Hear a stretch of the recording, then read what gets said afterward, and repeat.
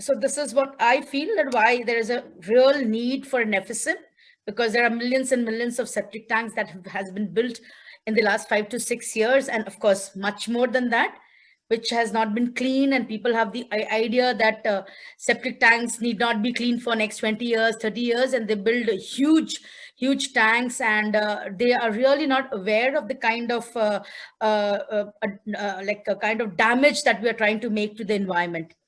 But then again, the second question that comes used to come in my mind is, how are we going to do it? But now, since when a lot of policies are there, a lot of guidelines have come in the last 2 3 years, we really know how to move forward. And Bankabailu, as a sanitation and as a player in this sector since a few years, we feel it's important that we address all the value chain, the full value chain of the sanitation system, not just one, like not just the containment part or the toilet, but the treatment, the transportation, again the waste treatment and its reuse. But today we'll focus more on the capex and the different models that have emerged and what we have adopted in our businesses. And of course, it all involves the technology and the kind of processes that we develop, which is in line with the government's need and in line with the people's need and requirements. So these are some of these things we have constructed. We have already constructed 3 of them. And the technology that we're using is a geobag based. And fortunately, we have treated almost 2 million plus septage till date. And we are so fortunate that we have learned that there's such a huge need for this. Our desludgers are very, very happy for such kind of solutions that the government is providing, because now they're very, very stress free, that they have a place to go and discharge this whole thing, which earlier they were all doing it like it was like a smuggling. They were disposing wherever they found space and in the night, and they didn't have peace of mind. And these are live comments that we have received, and they have really thanked us for setting up, despite they don't know that it is a PPP or what, but definitely they are very happy about these plants coming up. So these are the typical plant layouts that we are creating. They are from half an acre to 1 acre max, that's max, where our footprint of the plant is only about 0.25 to 0.3. Rest, we are creating space for the truckers to sit, to really feel that it's nothing out of the blue or something very dirty, very, very clean area to be worked on. So unfortunately, we have just inaugurated our second one in Hyderabad, Telangana, which is the Shahadnagar, which is going to treat about 25 KLD per day plant. So I will highlight more on what is, because I understand that FSTPs are more a public convenience kind of a thing, or a public service, which the government has to provide. And with the help of private players like us and others, we can really create a sustainable model where the government, most of the times we hear saying that STPs are not working. So for me as a company, when I started working in this field, I made it a mandate that whatever we do, it has to sustain for 10 to 15 years. And I think so Charigaru has really helped us in really understanding why we had to do that, despite we wanting to do that. So I wanted to highlight some of the responsibilities, or which I feel very strong about, that it is a very much of a shared responsibility. It is not just government's responsibility, it is our responsibility also. And where government has some very, very important role to play, despite just funding. What we have encountered is they are very, very helpful, and they are very much eager to do local level awareness programs, which I think as a private partner, we are not capable to do that, and we're not competent enough to reach to that level. Then something which they are doing very well is the mobilization of trucks. So recently we inaugurated one plant in Telangana.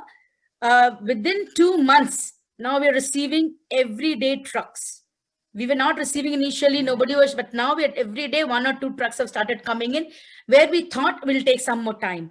So that was the job of our commissioner, who has helped us with his team. He has really helped us to get the trucks there. Then they do a lot of liaising and with the public representative, like the MLAs, MPs, the corporators, which they really, they really take care of that, so that we really don't get into those kind of things, and our work happens smoothly. Then of course government is the owner of the land and is the owner of the project for long term, so they feel so we make them feel that it's their ownership and they have to be part of it, and they make us feel also the owners of the project. They are responsible for sensitization of the community, which they are doing. They also enact the policy very well. So sometimes when we call up these truckers to come, they don't come. So commissioners and the officer bearers help us in sensitizing them and getting the regular batches of raw material.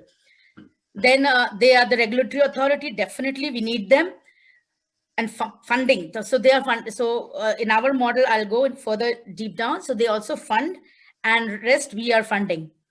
And it's a collective, I think. So with this project, I've realized that in this PP model, that it is really the objectives are to be met, and if both the parties are serious about it, I think it is a very, very good model to go for these small decentralized, where the risk of both the parties are shared and long-term goals are achieved. As a private partner, our duty definitely is to build the project as fast as possible based on whatever the timelines are. We have to deliver the end results, which we are doing. The funding of the project is definitely there. And we, as a company, we see a long-term cash flows. We see a long-term stable business. So for us, if we deliver a good project, definitely we will get a lot of return in terms of social returns, also financial returns. Third thing that which we are very, very keen on, and we feel that this model works for us, that the running of the plant successfully, because we are involving a lot of local government is involved, local people are involved, community is involved. The projects can be run very, very successful.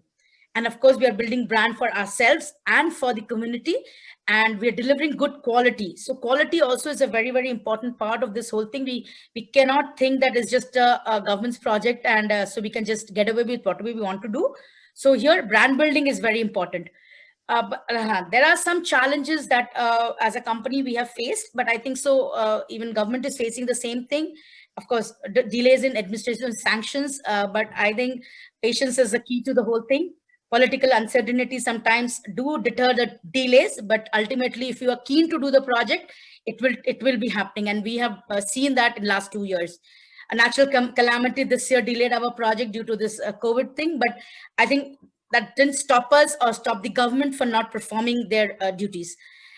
And the fourth thing which I want to very clearly say is that bankers are not appraised earlier, but now I think a lot of institutes and like ASCII and other company are doing this, and they're praising the bankers to come forward and fund these kind of projects where there is a guarantee of funding. We have already received payments for 2 plants, so we are not worried that we are not going to get payments.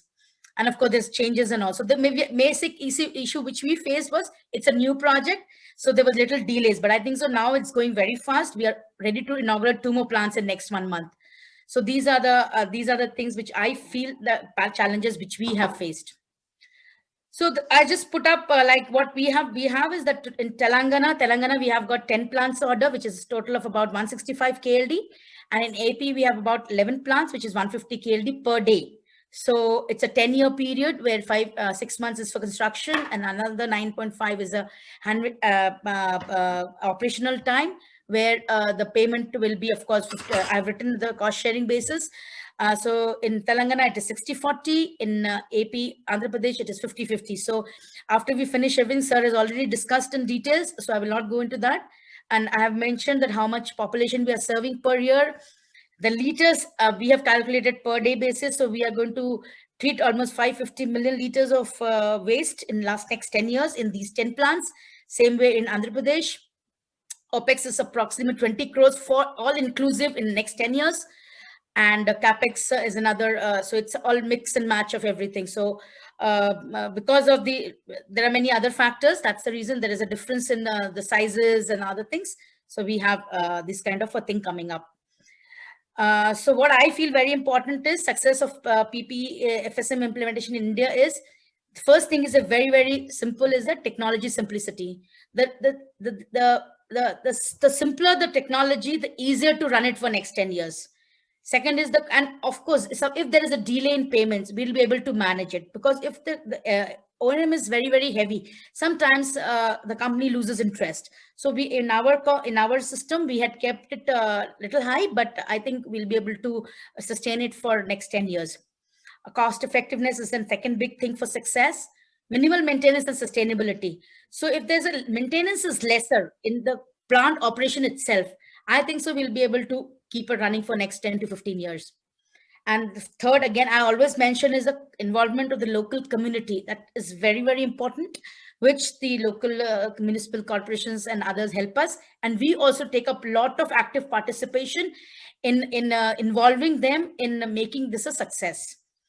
And third, last not the least, the reach of the deslager. It should be not very far away from the reach where they can go and desludge. And I think so that is the concept of this hybrid annuity model of Andhra Pradesh and Telangana, where the cluster model had come out, where we are very closely located to most of the communities. And sir had showed us in the map that it's all spread out in the whole region, where I think so 99% will be able to capture all what we have done that for.